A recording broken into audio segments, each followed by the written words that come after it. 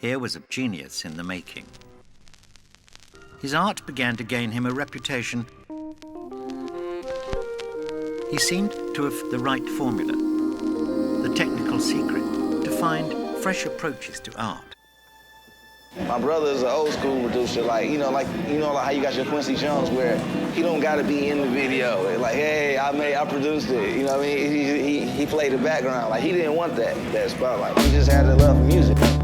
What's up, people? It's Donnie Numeric, one half of DOR, Delegates Of Rhyme.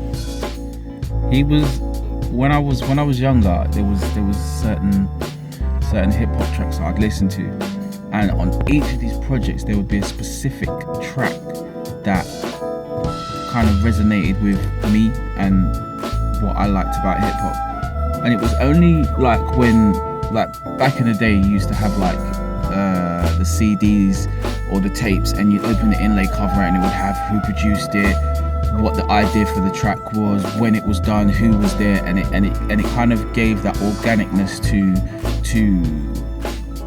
to each track. So it wasn't just a random like, oh, it's about that, that's about that. You know, there was a story behind it. So as I was kind of listening and reading and going through everything, this name just kept on popping up. It was like J Dilla, J Dilla, J Dilla, J Dilla, J Dilla. And I remember listening to one of the Fast Side tracks. I think it was Drop. And then the video came out and I was like, oh my gosh, everything's going backwards and they're rapping forwards. Who's this producer? And only at that time it clicked and I was like, right, I need to figure out who this guy is.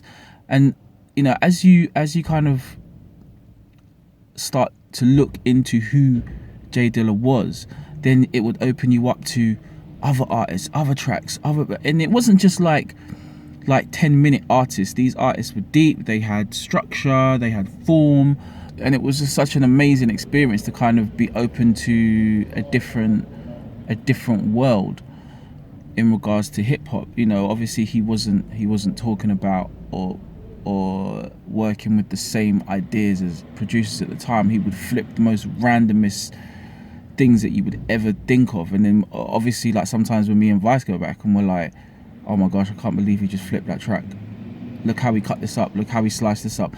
And you know, that for me, that is kind of my definition of an amazing, you know, beat maker, producer.